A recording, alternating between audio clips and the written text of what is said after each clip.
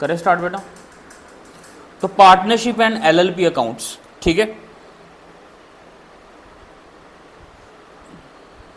इसको हम ओपन कर लेते हैं अपना नोटपैड में।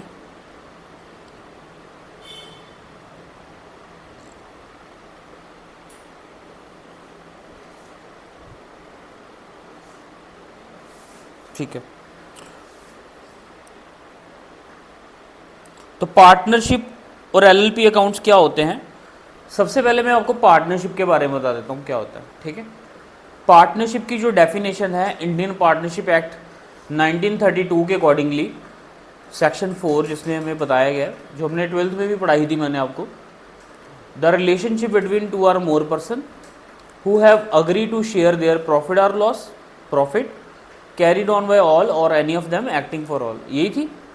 बट हमने इतनी डेफिनेशन पढ़ी थी और उसके बाद हमने डायरेक्ट पार्टनरशिप डीड पढ़ लिया था, रूल्स पढ़ लिए थे, है ना। लेकिन इस बार हमने पहले जो डेफिनेशन उसी को ब्रेक करना है। जो हमने डेफिनेशन में पढ़ा था रिलेशनशिप बिटवीन टू और मोर पर्सन, इसमें रिलेशनशिप बताना है। फिर जो प्रॉफिट वो बांट रहे, प्रॉफिट शेयरिंग रेशो के बारे में बताना है। कैरीड ऑन बाय ऑल और एक्टिंग फॉर ऑल जो भी था उसके बारे में पढ़ेंगे अब हम। तो डेफिनेशन को पूरा तरीके से सीखना है। तो पार्टनरशिप का बेसिक मीनिंग तो यही है ना कि जब दो लोग या दो से ज़्यादा लोग मिलकर बिजनेस करते हैं और अग्री करते हैं कि बिजनेस के जो प्रॉफिट्स हैं उनको किस तरीके से बांटना है, या मतलब सारे काम करेंगे या आधे काम करेंगे, स्लीपिंग पार्टनर, एक्टिंग पार्टनर, यही था ना। एलएलपी क्या होता है, अक्सर देखा होगा अपने पार्टनरशिप में डिस्प्यूट्स आते हैं, है ना। जितनी मर्जी आप पार्टनरशिप डीड कर लो, कोई ना कोई दिक्कत रहती रहती है। तो एलएलपी अकाउंट्स उन लोगों के लिए है जो पार्टनरशिप को एक कॉर्पोरेट लेवल पे लेके जाना चाहते हैं।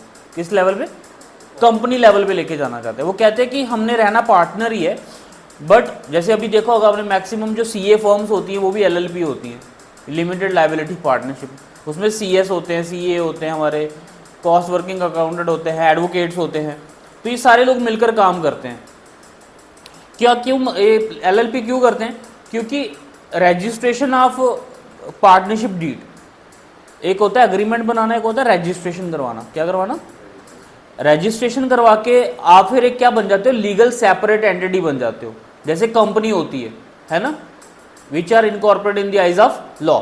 आप पार्टनरशिप को मतलब लिमिटेड लायबिलिटी पार्टनरशिप तो बना लोगे, बट आप अपनी मर्जी से बंद नहीं कर सकते। फिर वो बंद किसके नजरिए में होगी, इन द आइज ऑफ लॉ।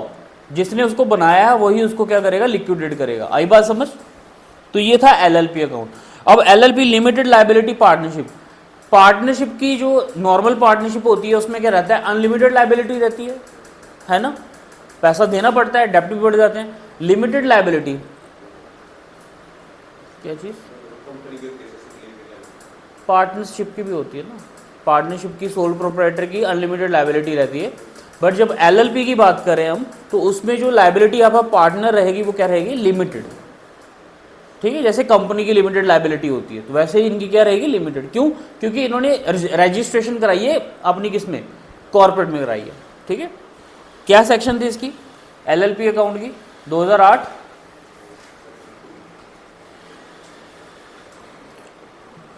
ठीक है, तो ये देखो इसमें इन्होंने बताया हुआ है पार्टनरशिप में क्या क्या होता है। एसोसिएशन ऑफ टू और more person sharing of profit and losses of the business, existing a business, an agreement entered by all the person concerned, carried on by all or one of them, acting for all। ये पूरी definition उन्होंने break करके दिखाई है। ठीक है, but हमने इसको एक ही डेफिनेशन में पढ़ा था और ख़त्म हो गया था, लेकिन अब थोड़ा सा इसको हमने, अच्छा इसमें अकाउंट्स कौन कौन से बनेंगे, trading profit and loss account, balance sheet तो हम बनाकर आए हैं पीछे, लेकिन जो इन केस ऑफ पार्टनरशिप तो उसमें एक अकाउंट और जोड़ दिया जाता है, profit and loss appropriation account. ये अकाउंट किसके लिए बनाया जाता है, पार्टनर्स के लिए, पार्टनर के खर्चे और पार्टनर की इनकम के लिए बनाया जाता है। उसके बाद इनके खाते कौन से बनते हैं, capital account, fixed and fluctuating, जो हम पढ़कर आए हैं 12th क्लास में, है ना।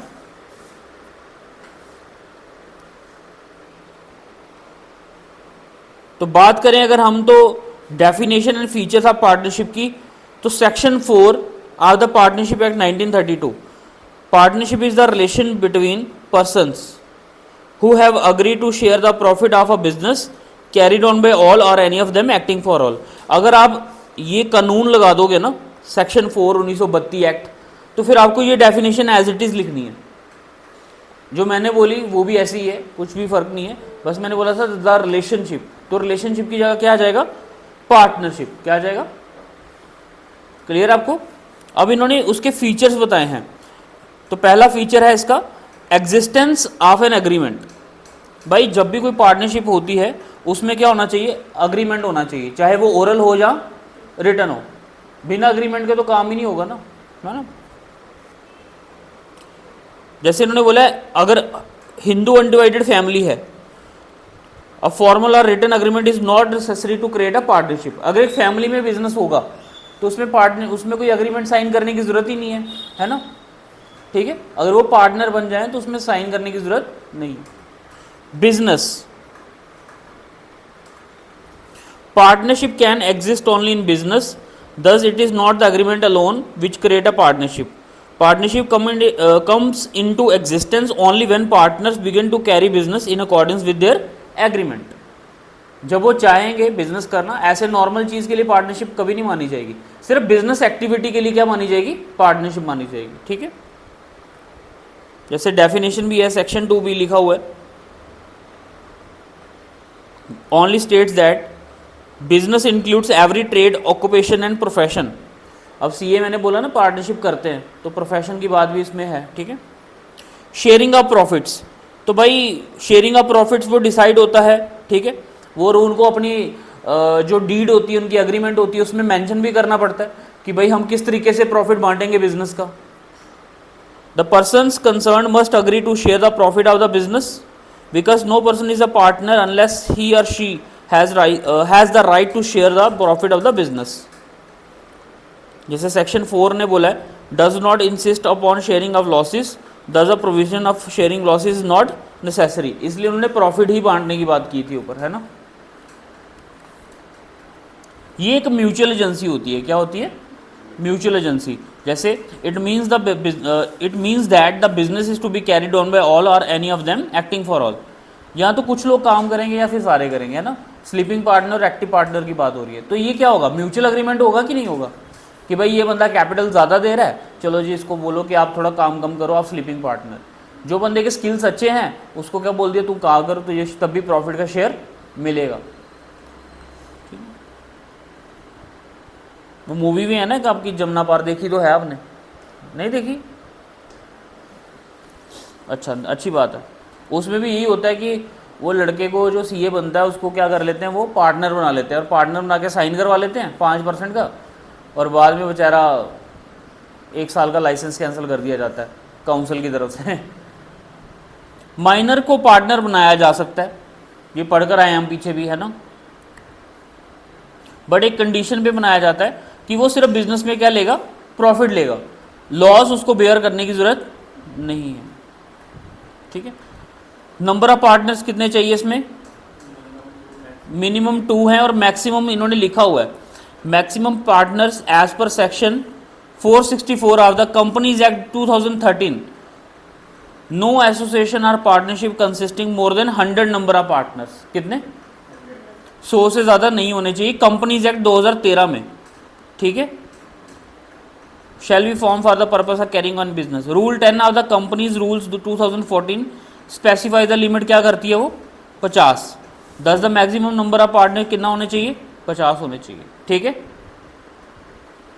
जो मतलब सेक्शन 464 है उसमें 100 बोला हुआ है, और जो rule 10 of the companies rules 2014 जो स्पेसिफाई कर रहा है वो कितना बता रहा है, 50 मेंबर से ज़्यादा नहीं होने चाहिए, क्लियर। क्योंकि फिर तो कंपनी लिस्ट हो जाएगी ना। लिमिटेड लायबिलिटी पार्टनरशिप, देखो मैंने पहले ही बताया कि जो इंडियन पार्टनरशिप एक्ट है हमारा 1932, उसमें अनलिमिटेड लायबिलिटी होती है, बिजनेस के डेट्स होते हैं, लीगल कॉन्सिक्वेंसेस देखने पड़ते हैं, डिस्प्यूट हो जाते हैं, प्रॉफिट शेयरिंग का घपला रहता है, ठीक है, और ना ही कोई लीगल एंटिटी होती है, और पब्लिक को भी क्या रहता है, मतलब एक किस्म का कॉन्फिडेंस नहीं रहता पार्टनर उनके बिजनेस के ऊपर, तो वो भी इन्वेस्ट नहीं करना चाहती है ना, कोई लेंडर पैसा नहीं देगा। तो इसलिए अगर हमने इकोनॉमी में ग्रोथ करनी है, entrepreneur as well as technical and professional man labour has been acknowledge internationally, entrepreneurship knowledge risk and capital may be combined to provide a further impetus to India's economic growth। ठीक है, इसलिए देश की तरक्की के लिए और पार्टनरशिप को एक लीगल तरीका दिखाने के लिए, एक मतलब उसको कॉर्पोरेट नाम देने के लिए ही क्या बनाया गया है, LLP बनाया गया। क्या बनाया गया, LLP, लिमिटेड लायबिलिटी पार्टनरशिप। ठीक है, LLP will be a separate legal entity माना जाता है, liable to the full extent of its assets with the liability of the partners being limited. आई बात समझ, पार्टनर की जो लायबिलिटी रहेगी इसमें क्या रहेगी, लिमिटेड रहेगी। कोई भी पार्टनर जो रहेगा वो लायबल नहीं रहेगा इंडिपेंडेंट और अनऑथोराइज एक्शन के लिए या मिसकंडक्ट के लिए। आई बात समझ। और अगर कोई इस तरह से उसकी इंटेंशन से पता चलता है कि उसने क्रेडिटर के साथ क्या करा, फ्रॉड करा है, या फिर उसने क्या करा, any fraudulent purpose shall be unlimited for all any of the डेप्ट or other liability of the LLP, तो उसको उसके कॉन्सिक्वेंसेस देखने पड़ेंगे और कहीं ना कहीं वो मतलब उस चीज़ से बाहर हो जाएगा। ठीक है, क्योंकि वो लॉ के अंडर आती चीज़ें। मेन बेनिफिट क्या है LLP का, it is taxed as a partnership but has a benefit of the being corporate and more significantly a juristic क्या बोलते हैं इसको, juristic entity with a limited liability and LLP has a special characteristic of being separate legal personality distinct from its partner. वही जैसे partnership partner से बनाई जाती है तो डिफरेंट नहीं मानी जाती, लेकिन पार्टनरशिप अगर LLP है तो पार्टनर से LLP डिफरेंट दिखेगी, क्योंकि एक लीगल सेपरेट एंटिटी है, उसको कौन, वो एक आर्टिफिशियल पर्सन है तो वो भी एक लॉ के अकॉर्डिंगली ही काम करेगी। आई बात समझ। कुछ एडवांटेज और कुछ चैलेंज है LLP के, वो देखे जाते हैं। एडवांटेज क्या क्या है, LLP जो होती है ऑर्गेनाइज होती है और ऑपरेट होती है बेसिस ऑन एग्रीमेंट। ठीक है, इसमें प्रोफेशनल टेक्निकल एक्सपर्ट्स होते हैं जो कंबाइन होकर फाइनेंशियल रिस्क की कैपेसिटी उठाते हैं और बड़े इनोवेटिव और इफेक्टिव एफिशिएंट मैनर से। आई बात समझ। जैसे मेरे पास पैसा है और सुखनूर के पास पैसा है, तो हम दोनों पार्टनर बन जाएं तो वो सिर्फ पार्टनरशिप बिजनेस रहेगा, क्या रहेगा। लेकिन फॉर एग्जाम्पल मैं CA हूँ, सुखनूर सॉफ्टवेयर इंजीनियर है और हिमांशु MBA फाइनेंस है, तो हम तीनों मिलकर क्या कर सकते हैं, बड़ी कंपनी खड़ी कर सकते हैं कि नहीं। तो अगर आप स्किलफुल लेबर को रखोगे तो डेफिनेटली हम इनोवेटिव तरीके से अपने बिजनेस को ग्रो करवा सकते हैं। ठीक है,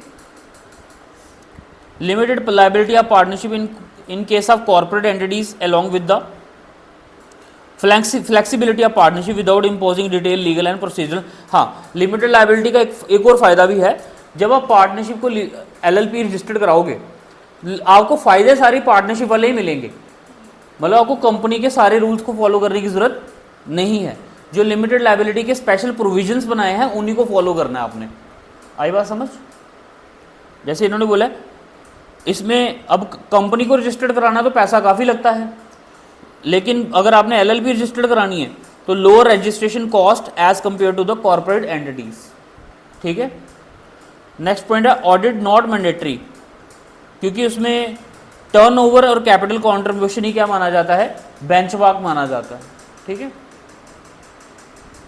चैलेंजेस क्या है, public disclosure of the financial statement. अब पार्टनर है तो क्या पता वो अपना प्रॉफिट ज़्यादा निकालना चाहें, तो प्रॉफिट ज़्यादा निकालने के चक्कर में वो क्या करेंगे कि हेरा फेरी दिखा सकते हैं फाइनेंशियल स्टेटमेंट में, वो इसलिए वो डिस्क्लोज नहीं करना चाहते, है ना।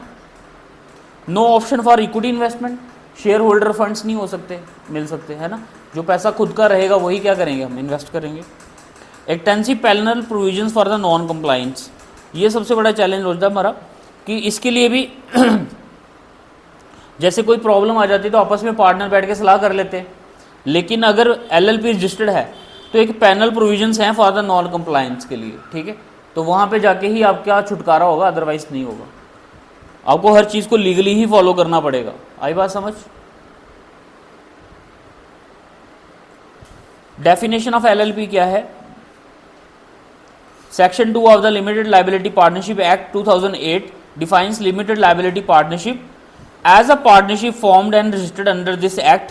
Limited liability partnership agreement means any written agreement between the partners of the limited liability partnership. ठीक है, or between the limited liability partnership its partner, which determine the mutual rights and duties of the partner and their rights, duties in relation to that limited liability partnership, मतलब उसमें आपके mutual rights बताए जाएंगे, duties होंगी, rights and duties होंगी, किस relation से, limited liability partnership के रिलेशन से, ठीक है। स्मॉल क्या होती है, जिसमें जो कैपिटल कंट्रीब्यूशन रहेगी वो कितनी होनी चाहिए, 25 लाख से कम होनी चाहिए, ठीक है। और such higher amount not exceeding 5 crore rupees as may prescribed, कितना बताया हुआ है, the contribution of which does not exceed 25 lakh rupees or such higher amount not exceeding 5 crore rupees as may be prescribed limit है इसकी। The turnover of which as per the statement of accounts and solvency for the immediately proceeding financial year does not exceed कितना होना चाहिए 40 लाख, और such higher amount किससे ज्यादा नहीं होना चाहिए 50 crore rupees as may be prescribed. Nature क्या रहता है लिमिटेड लायबिलिटी पार्टनरशिप का, ये कॉर्पोरेट फॉर्म्ड है और इनकॉर्पोरेट होता है, एक्ट के अंडर लीगल सेपरेट एंटिटी माना जाता है पार्टनर से। लिमिटेड लायबिलिटी पार्टनरशिप एक परप्यूचुअल सक्सेशन है, ठीक है, जैसे कंपनी भी होती है ना परप्यूचुअल सक्सेशन, वैसे ही लिमिटेड लायबिलिटी भी है। Any change in the partners of the limited liability partnership should not affect the existing rights and liability of the, हाँ अगर कुछ भी चेंज होता है पार्टनर्स के बीच में उससे कोई भी अफेक्ट नहीं रहेगा उनकी एग्जिस्टेंस पे, राइट्स पे, लायबिलिटी के ऊपर।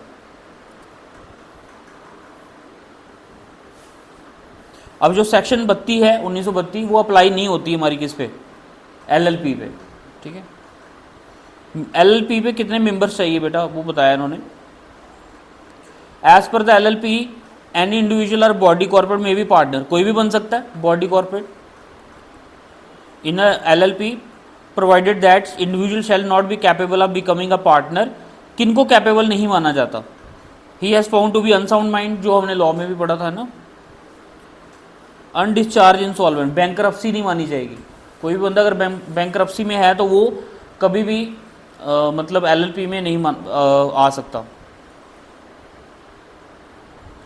और उस बंदे को जो इंसॉल्वेंट हमारा अप्लाई हुआ है और प्लस उसकी कोई एप्लीकेशन पेंडिंग है, एलएलपी बनाने के लिए मिनिमम पार्टीज कितनी चाहिए, पार्टनर कितने चाहिए, 2, ठीक है। आगे इन्होंने बोला है if any time of the number of partners of LLP is reduced below 2 and the limited liability carries on business for more than 6 months while number is to so reduced, the person who is the only partner of the limited partnership during that time carries the business after 6 and has the knowledge of the fact it is carrying the business with him alone। अच्छा समझ आया क्या मतलब है इसका, कहने का मतलब ये है कि जैसे फॉर एग्जांपल आपने एलएलपी में बिजनेस करा और एक पार्टनर जो था वो नहीं रहा, तो इसमें अगर नॉर्मल पार्टनरशिप होती तो क्या हो जाता, बिजनेस बंद, रिकॉन्स्टिट्यूट होता, कुछ ना कुछ होता, बंद हो जाता ना। इस केस में क्या है, अगर बंदा इंडिविजुअली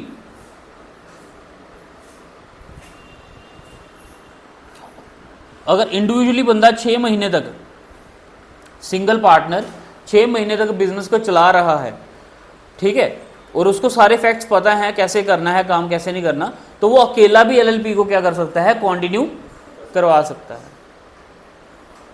समझ आ गई बात।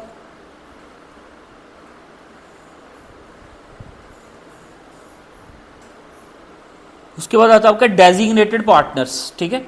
As per section 7 of the LLP account every limited liability partnership should have at least 2 designated partner, 2 partner तो होने चाहिए, और उसमें से एक बंदा जो होना चाहिए वो कहाँ होना चाहिए, रेजिडेंट ऑफ इंडिया, एक आपका बाहर का भी आ सकता है। अब बात हम कॉर्पोरेट एंटिटीज की कर रहे हैं, तो क्या पता कोई बाहर की फर्म मिलकर हमारे साथ काम करना चाहती है एज एलएलपी, तो फिर इसलिए एक बंदा तो इंडिया का रहना चाहिए, है ना।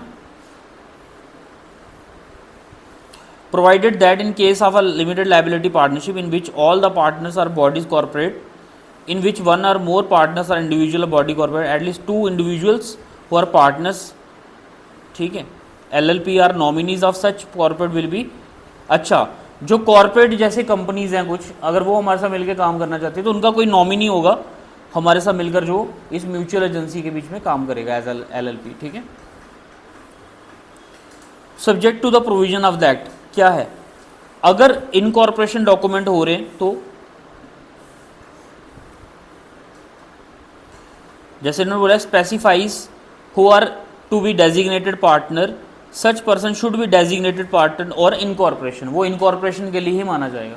जो आपने बता दिया कि ये बंदा हमारी तरफ से डेजिग्नेटेड पार्टनर है कॉर्पोरेट एंटिटी में, वही डेजिग्नेटेड बंदा ही होगा जो इनकॉर्पोरेशन में माना जाएगा। बी में लिखा हुआ है states that each of the partner from time to time of LLP is to be designated partner, every such partner will be the designated partner. कोई भी पार्टनर समय समय पर क्या बन सकता है, एक डेजिग्नेटेड पार्टनर बन सकता है, और उसी पार्टनर को क्या बोला जाएगा, डेजिग्नेटेड पार्टनर बोला जाएगा। ठीक है। दूसरा पॉइंट इसमें इन्होंने बोला है any partner become a designated partner by in an accordance with the LLP agreement, कोई भी बन सकता है। Partner may cease to be designated partner in accordance with the LLP agreement. ठीक है, ये ज़रूरी नहीं है कि किसी पहले बंदे को ही हमने बोल दिया कि यही बंदा हमारा डेजिग्नेटेड पार्टनर रहेगा, कोई भी बंदा बन सकता है एक म्यूचुअल एग्रीमेंट के अकॉर्डिंगली। ठीक है, बट वो एग्रीमेंट किसके साथ होना चाहिए, इन रिलेशन विद LLP।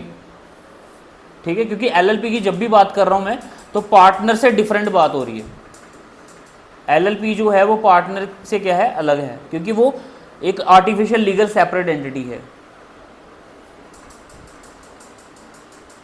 जैसे थर्ड पॉइंट हमारा an individual will not become a designated partner in any LLP unless he has given, अगर उसको पहले कंसेंट देना पड़ेगा, क्या देना पड़ेगा, अदरवाइज वो नहीं बन सकता। जो भी LLP रहेगी उसको अपना रजिस्ट्रार के पास क्या करना पड़ेगा, फाइल करना पड़ेगा, जो भी उसका डेजिग्नेटेड पार्टनर रहेगा। ठीक है, उसके प्रिस्क्राइब्ड फॉर्म में और 30 डेज ऑफ अपॉइंटमेंट के अंदर अंदर, 30 दिन के अंदर अंदर जो भी फॉर्मेट रहेगा उसको फिल करने के बाद।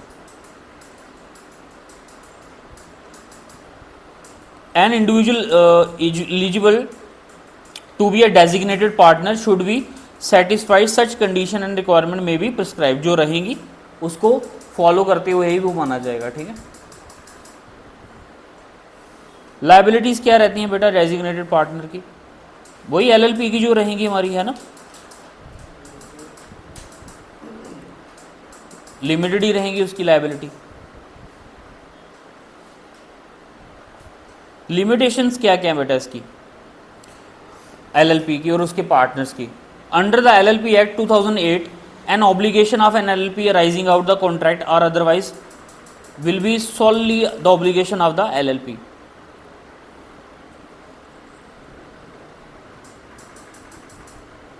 दूसरा पॉइंट लिखा है इसमें हमारा the liabilities of an LLP should be met out the properties of the LLP।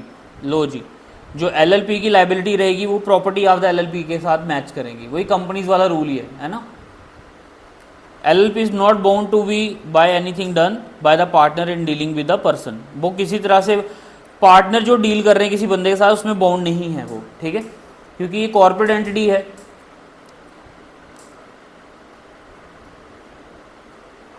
The partner does not have an authority to act on the behalf of LLP in doing particular act. समझ आ गई बात, जो partner हैं वो उनके पास authority नहीं है कि वो LLP बिहाफ पे कोई भी डील कर दें, अग्रीमेंट कर दें किसी से भी, है ना।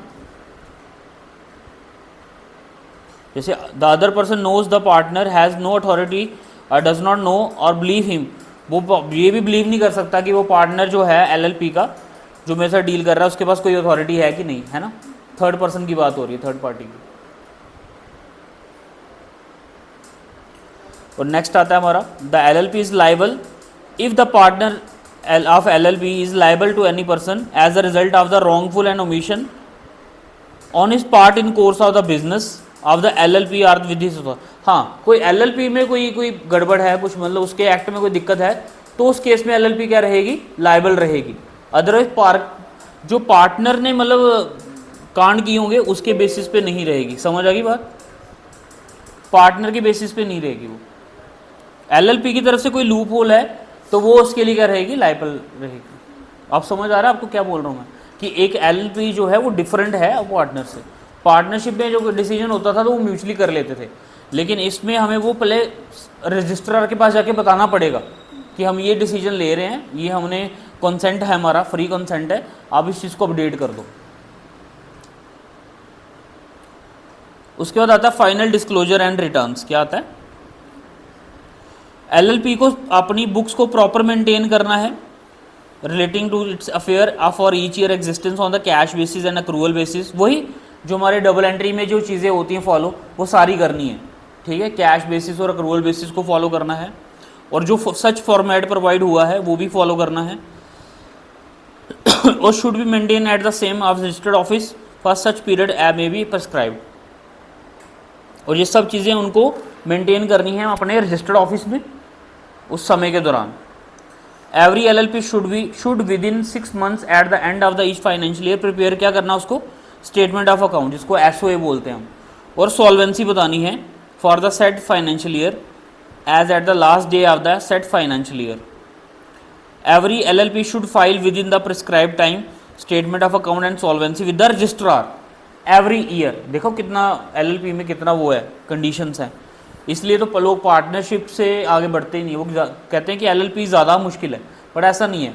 एलएलपी कभी भी लड़ाई नहीं होने देगी पार्टनर्स के बीच में, क्योंकि एलएलपी एक कॉर्पोरेट एंटिटी है, तो वो कभी भी ना आपको मतलब वो डिस्प्यूट में नहीं आने देगी। वो पहले ही उसके इतने सारे लॉज एंड एक्ट्स होते हैं कि बंदा वही पूरे कर ले तब भी बड़ी बात है। उसके बाद बोला हुआ इन्होंने, the account of LLP must be audited in accordance with such rules as may be prescribed provided that the central government may by the notification in the official gazette exempt any class or classes of LLP from the requirement of the subsection। तो जो भी LLP होगी उसको audit करवाना है अपने prescribed rules के accordingly, ठीक है, जो कि किसने प्रोवाइड कर रखी है, सेंट्रल गवर्नमेंट ने। ये भी आपको पता है कि जो नॉन कॉर्पोरेट एंटिटीज़ होती हैं, ठीक है, और जो हमारी कॉर्पोरेट एंटिटीज़ हैं, उनके लिए जैसे हम अकाउंटिंग स्टैंडर्ड्स बनाते थे, तो बताओ मुझे आपसे सवाल है, जो अकाउंटिंग स्टैंडर्ड इंस्टीट्यूट बनाता है, वैसे तो बनाता है इंस्टीट्यूट और काउंसिल्स बनाते हैं, है ना, मिनिस्ट्री ऑफ क्या बोलते हैं इसको, कॉर्पोरेट अफेयर्स है ना। तो मुझे बताओ जो अकाउंटिंग स्टैंडर्ड बनाते हैं, एमएनसी को कौन, नॉन जो हमारी एमएनसी उनको कौन इशू करता है और एमएनसी को कौन इशू करता है, बताओ।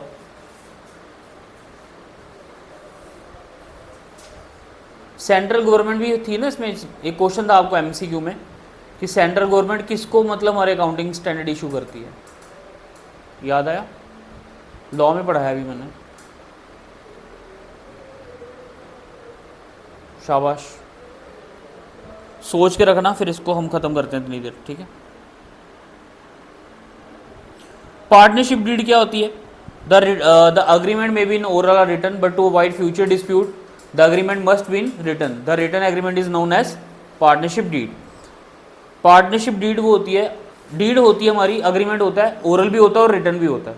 बट फ्यूचर की लड़ाइयों को खत्म करने के लिए अग्रीमेंट किस में होना चाहिए? रिटन अग्रीमेंट होना चाहिए। उस रिटन अग्रीमेंट को क्या बोलते हैं हम? पार्टनरशिप डीड बोलते हैं। क्लियर? और जब भी आपने मतलब for example partnership deed registered करानी है, तो उसमें आपने क्या क्या ध्यान रखना है? Name of the firm and partners, commencement and duration of business, duration लिखना जरूरी है कि पार्टनरशिप आप 1 साल की कर रहे हो, कॉन्ट्रैक्ट होता है ना इसका भी। अमाउंट ऑफ कैपिटल कितना लगा रहे हो, इंटरेस्ट ऑन ड्राइंग्स के ऊपर कितना आप मतलब आपने अमाउंट निकालने का रखा हुआ, टाइमिंग्स कब है, मिडल एंड क्वार्टर, है ना, पढ़ा था। रेट क्या रहेंगे कैपिटल के ऊपर, लोन के ऊपर, फर्म के, ड्राइंग्स के ऊपर भी बताने हैं।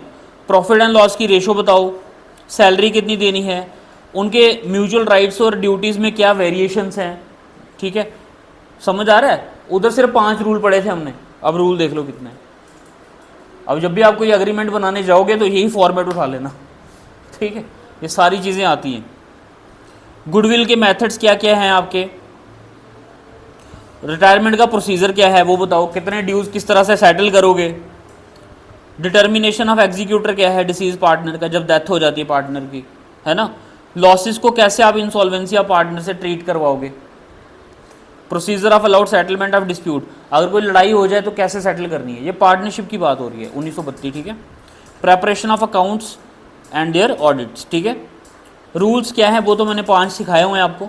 सैलरी नहीं मिलती, no commission, interest on capital no, interest on drawings no, loan के ऊपर कितना मिलेगा 6%, और प्रॉफिट एंड लॉस जो रहेगा वो इक्वली बराबर बांटा जाएगा और पार्टनरशिप डीड क्या है, एब्सेंस है। ठीक है बेटा, ये उनकी एग्जाम्पल है। एक A and B commenced business in partnership on 1 Jan 2022। No partnership agreement था ही नहीं, ना ओरल था ना written. They contribute 40,000 10,000 as capital. In addition A ने लोन दिया था 20,000 1 जुलाई को। A met with an accident 1 April 2022, could not attend the business up to 30 June. अप्रैल मई जून 3 महीने बिजनेस कंटिन्यू कर पाया। प्रॉफिट हुए एंड में कितना, 31 दिसंबर का 50,600। डिस्प्यूट हैविंग अराइज बिटवीन क्या हुआ है, ए कहता है कि मुझे 10% कैपिटल पे मिलना चाहिए और लोन पे मिलना चाहिए इंटरेस्ट। ठीक है, प्रॉफिट को क्या करना है, कैपिटल के अकॉर्डिंगली बांटना है। तो बताओ क्या करना है, एग्रीमेंट है ही नहीं है तो नो इंटरेस्ट ऑन कैपिटल, और जो लोन पे मिलेगा कितना मिलेगा, और प्रॉफिट अगर एग्रीमेंट नहीं है तो क्या होगा, इक्वल। लो जी, पहला केस क्लियर है। बी क्लेम करता है नेट प्रॉफिट इक्वली बढ़ना चाहिए, मिल जाएगा, बिल्कुल मिलेगा। ही शुड अलाउड रेमुनरेशन 1,000 रुपये पर मंथ, जब वो बीमार था, ये मिलेगी, नहीं मिलेगी। Interest on capital loan should भी गिवन कितना, कैपिटल के ऊपर तो नहीं मिलेगा बट लोन पे 6% दे देंगे हम। ठीक है, तो बता रहे हैं कि सेटल करो इनके डिस्प्यूट्स, किस तरह से करोगे आप। तो देख लो भाई, पहले रूल्स लिख दिए और बाद में हमने उनका फैसला कर दिया। ठीक है बेटा, नेट प्रॉफिट हुआ था ए का 20,000 का, 6 महीने का इंटरेस्ट कितना आ गया, 600 रुपये। 50,000 प्रॉफिट आया, आधा आधा बांट दिया, 25,000। ठीक है, वैसे ही एक इन्होंने पास्ट एडजस्टमेंट का क्वेश्चन भी दिया हुआ है। एबीसी पार्टनर है, याद करो ये क्वेश्चन मैंने कराया हुआ है आपको, इंस्टेड वाला क्वेश्चन याद है, 6 से 5 था, 10 से 9 था, ये वही क्वेश्चन है। 2:3:5। फिक्स कैपिटल कितनी थी, 15 लाख, 30 लाख और 60 lakh. For the year 2022 interest on capital credit हुआ 12%, बट देना कितना था, 10%। तो कह रहे हैं कि एंट्री करके दिखाओ। इंटरेस्ट 10% पहले लेना है हमने, जो दे दिया। देना कितना था, ये डिफरेंस जो आया इन सब का टोटल कितना आ गया, 2:10। अब 2:10 को बांट दिया मैंने किस रेशो में, 2:3:5। ठीक है, और जो डिफरेंस है वो ले लिए यहाँ पे। समझ आ गई बात। 30 में से 42 माइनस किया तो 12, 60 में से 63 माइनस किया तो 3, 1 20 में से 1 5 माइनस किया तो नेगेटिव का 15,000। तो जर्नल एंट्री बन जाएगी ये वाली। ठीक है, क्लियर है बेटा।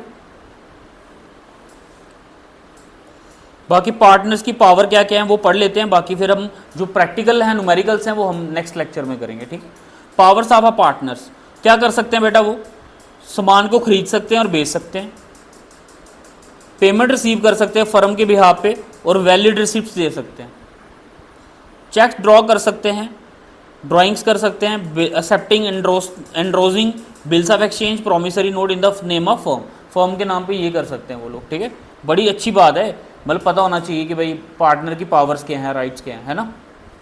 नहीं तो कोई भी बंदा पार्टनरशिप में आके कोई भी फैसला ले जाएगा। पैसा ले सकते हैं, मतलब लोन ले सकते हैं वो फर्म के बिहाफ पे, और without pledging the inventory in trade. ठीक है, इन्वेंट्री इन ट्रेड का लोग है स्टॉक इन ट्रेड, मतलब किसी भी चीज़ को प्लेज क्या होता है, गिरवी रखना है ना type. Engaging servant of the business, वो मतलब सर्वेंट्स एंगेज करवा सकते हैं फर्म के साथ। ठीक है, in certain cases and individual partner कोई भी पावर नहीं है। This is to set that the third parties cannot bind the firm unless the partner have agreed.